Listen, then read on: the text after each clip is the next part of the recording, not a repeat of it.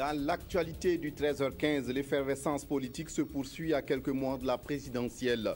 Les partis politiques sont sur le terrain, le MPP à Ziniaré, le PDC à Solenzo, l'UNDD face à la presse, images et ambiance à suivre dans ce journal. Et puis, le sommet du G7 se poursuit en Bavière en Allemagne. Les 7 grandes puissances discutent terrorisme, mais aussi climat. Sur ce dernier sujet, les réticences de certains pays pourraient compromettre les chances d'un accord à Paris en décembre prochain. Mesdames, Messieurs, bonjour et ravi de vous retrouver. Mais avant de développer ces titres, l'ambassadeur du Burkina en France fait le bilan du séjour du président du Faso en France. Un bilan jugé positif de son avis.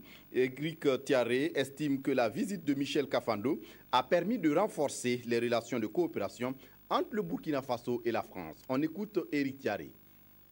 Nous estimons que le voyage a été une réussite et nous nous réjouissons justement de cette visite-là parce qu'elle a permis en tout cas de resserrer les liens de coopération entre la France et le Burkina, de rassurer aussi la communauté burkinabé qui est ici et qui s'inquiétait pas mal.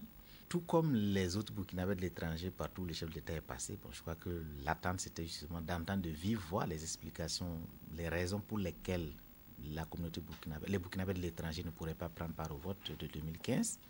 Et je crois que c'était une attente, et je crois qu'ils ont reçu les explications du président du Faso. Et à mon humble avis, il les a convaincus et ils vont patienter pour attendre 2020 comme les autres Burkinabés de l'étranger. Donc je crois que ça c'était une attente forte.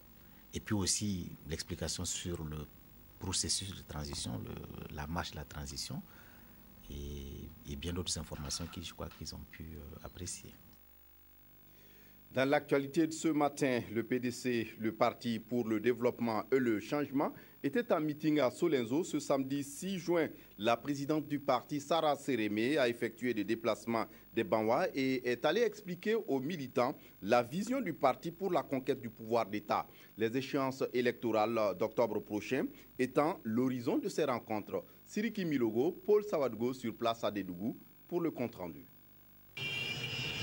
C'est un accueil des grands jours qui a été réservé à la présidente du Parti pour le développement et le changement PDC et sa délégation à Solenzo. Sarah Sérémé dit être venue dans cette partie du Burkina expliquer les raisons qui ont conduit à l'insurrection populaire des 30 et 31 octobre 2014 et apporter un message de changement. Sans faire de promesses électoralistes, nous pensons que cette population mérite quand même le bien-être.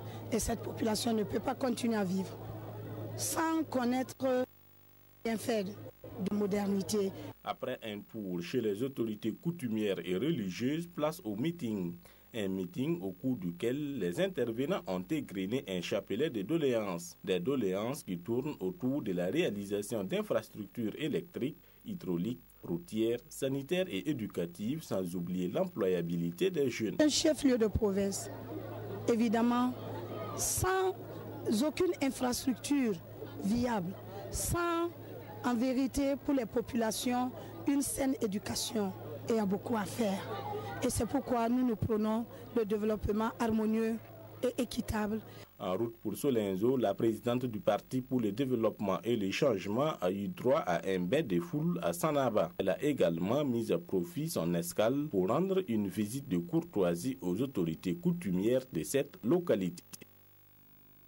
Le MPP, le mouvement du peuple pour le progrès, en meeting dans le fief de l'ex-président Blaise Compaoré. Ce dimanche 7 juin, dans le chef-lieu du plateau central, responsables et militants du MPP ont réaffirmé leur volonté de changer le paysage politique de la région. Drissa Séré. Les militants, les militantes et les sympathisants du mouvement du peuple pour le progrès MPP de Loubritinga ont fait la surprise aux représentants du bureau exécutif national. Ils ont bravé les appréhensions et la peur pour apporter leur pierre à la construction du projet de société du parti. Au cœur de leurs préoccupations dans cette partie du Burkina, l'accès à l'eau, aux centres de santé, à l'emploi et à la promotion des activités génératrices de revenus pour les femmes. Les représentants des jeunes, des femmes, des anciens se sont engagés à accompagner le candidat du MPP jusqu'à la victoire au soir du 11 octobre 2015. Signaler ici et avoir cette mobilisation-là réellement pour un parti politique autre que l'ex-parti au pouvoir, cela relève un peu d'un travail titanesque. Et c'est pourquoi nous sommes venus donc les encourager et souhaiter qu'ils persistent donc et continuent donc dans ce travail-là, afin que le 11 octobre 2015, nous puissions effectivement remporter les élections présidentielles et aussi avoir la majorité au niveau de l'Assemblée nationale. Afin de porter le message du parti au plus profond des circonscriptions électorales, du matériel de sonorisation et du matériel roulant ont été remis aux sections des 7 communes de la province. Les militants MPP de Lubritanga ont été invités à participer activement au congrès extraordinaire des 3, 4 et 5 juillet prochains. Enjeu, créer un large consensus autour du programme du candidat. De son côté, l'UNDD, l'Union nationale pour la démocratie et le développement, félicite et encourage le CNT qui lance le débat sur le passage à une 5e République au Burkina. Face aux journalistes ce dimanche, les responsables du parti ne se sont pas pour autant prononcés clairement sur le sujet. Une chose est claire, le passage à une 5e République également appelle d'autres voies de recours. L'UNDD estime que la balle est dans le camp du peuple. Draman Guéné. L'UNDD réclame la paternité de l'idée du passage de la 4e à la 5e République dont il est question aujourd'hui. Depuis 2008, selon les animateurs de cette conférence de presse, le parti a demandé la rédaction d'une nouvelle constitution. Nous avons très tôt prôné la convocation d'une Assemblée nationale constituante et nous n'avons pas varié de position depuis 2008. Nous sommes revenus à la charge lors des assises du CCRP en proposant que des mesures soient prises pour verrouiller l'article 37. Au lendemain de l'insurrection populaire, nos propositions mentionnaient toujours cette nécessité d'aller à une 5e République. Si aujourd'hui on en parle, pour l'UNDD, c'est comme prêcher sur des convertis. Pour Amadou Drabo, l'UNDD a émis l'idée d'une nouvelle République depuis l'ex-régime. Aujourd'hui, il appartient aux institutions du pays de mûrir la réflexion. Il y a une commission de réconciliation et de réformes qui réfléchit sur la question. Ils n'ont pas encore rendu public le rapport. Il y a le CNT qui vient de lancer l'idée. Nous disons simplement, voilà ce que nous, on avait souhaité. Maintenant que le débat revient, nous sommes prêts à y contribuer. Cette conférence de presse est organisée selon le vice-président du parti pour rappeler les différentes contributions de l'UNDD au débat politique.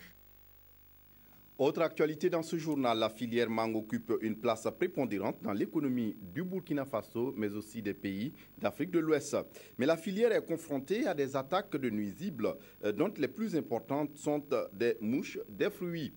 Un atelier se tient depuis ce matin à Ouagadougou pour partager des expériences dans la lutte contre ces ravageurs. Evelyne Dabiré pour le compte-rendu. C'est la menace due à la mouche des fruits en Afrique qui justifie cet atelier de réflexion.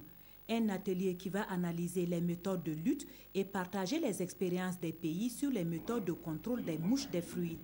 Le problème est si sérieux que la CEDEAO, qui est en charge de la politique agricole commune de l'Afrique de l'Ouest, a eu vraiment à cœur d'aborder ce problème. Au cours de la cérémonie d'ouverture, les différents intervenants ont tous relevé la nécessité de trouver des solutions pérennes à ce fléau qui, économiquement, cause d'énormes pertes. Économiquement, c'est des centaines de milliards de francs CFA par an. En termes de production agricole, c'est souvent 50 à 80% à la ferme. Durant les 72 heures que va durer cet atelier, les pays présents que sont le Mali, le Ghana, la Côte d'Ivoire, le Sénégal, la Guinée, l'Afrique du Sud en plus du Burkina vont examiner en plénière plusieurs points dont l'identification et l'adoption d'une stratégie régionale pour l'harmonisation des stratégies de lutte contre les mouches des fruits. À Dembo, une localité de la Kossi, un projet de lutte contre la malnutrition des enfants est exécuté dans une vingtaine de villages. Le projet a de particulier ces résultats qui ont pu insuffler un élan positif à la lutte contre la malnutrition dans la province de la Kossi. Le nombre d'enfants malnutris dépistés et conduits dans les CSPS de la région pour la prise en charge a augmenté grâce à des animatrices formées à cet effet. 6 mois après, les responsables du projet ont marqué une halte pour évaluer les acquis. Paul Sawadgo sur place à Dédougou. À travers cette démonstration, des femmes de 20 villages de la province de la Kossi savent désormais préparer une bouillie enrichie pour lutter contre la malnutrition des enfants. C'est pour aider les ménages à lutter contre ce fléau que la firme américaine Monsanto a financé le projet Association communautaire en action ACEA pour la mise en œuvre d'un certain nombre d'actions dans 20 villages de la province de la Kossi. Dans le cadre donc de ce projet, nous avons d'abord essayé de donner une organisation même d'abord à la communauté, les mobiliser autour donc de ce projet et les accompagner donc à augmenter leurs revenus pour améliorer donc la nutrition donc de leurs enfants.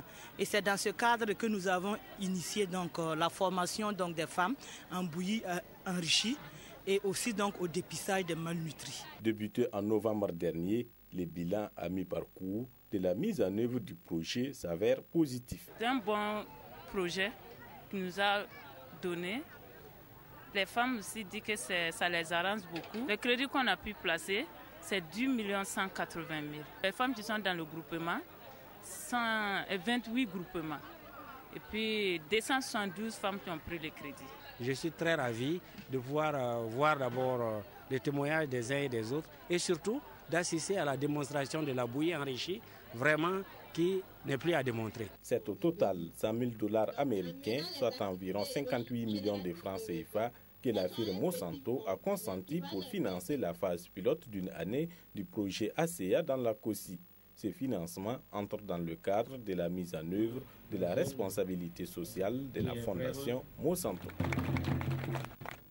Culture à présent, les Dagara en fête à Ouagadougou à l'occasion de la 4e édition du festival dédié à cette culture du Sud-Ouest. Les nostalgiques des danses Dagara se rappellent les pas de danse.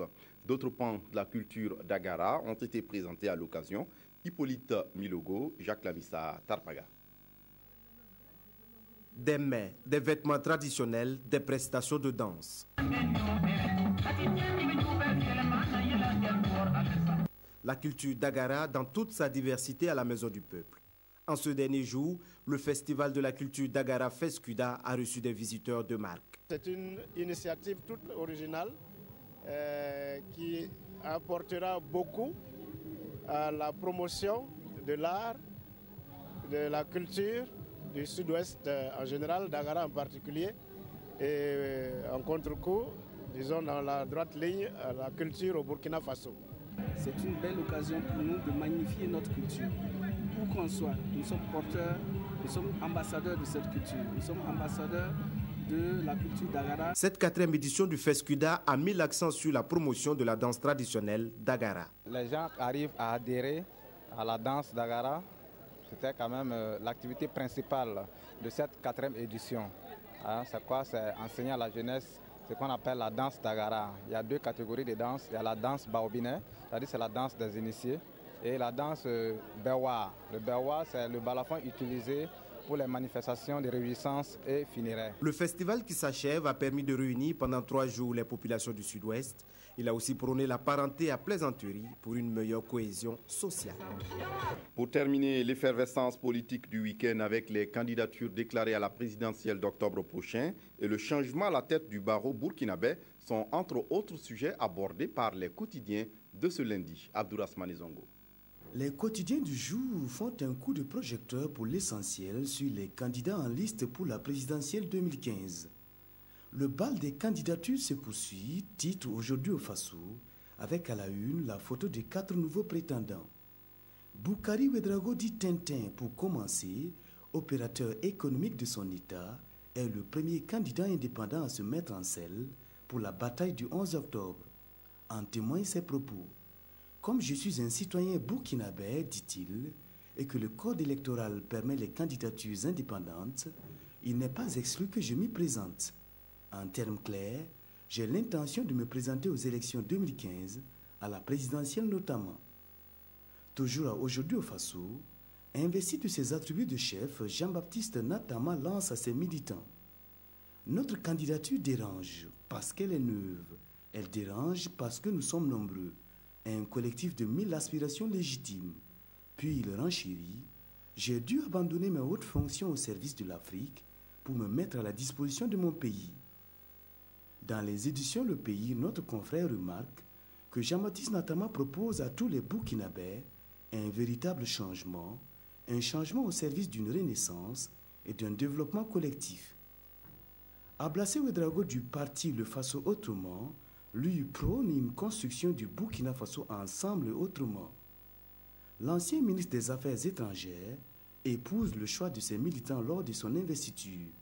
Notre confrère du journal Aujourd'hui au Faso raconte: j'accepte avec honneur et humilité, dit Ablassé Ouedraogo, la charge que vous me confiez d'être le porte-étendard et le candidat de Le Faso Autrement à l'élection présidentielle du 11 octobre 2015. Ablassé Ouedraogo, dans les colonnes des éditions Le Pays, affirme: nous sommes en ordre de bataille pour les échéances électorales du 11 octobre 2015 et du 31 janvier 2016. L'année 2015 est l'année de l'espoir, l'année de l'alternance, l'année du changement.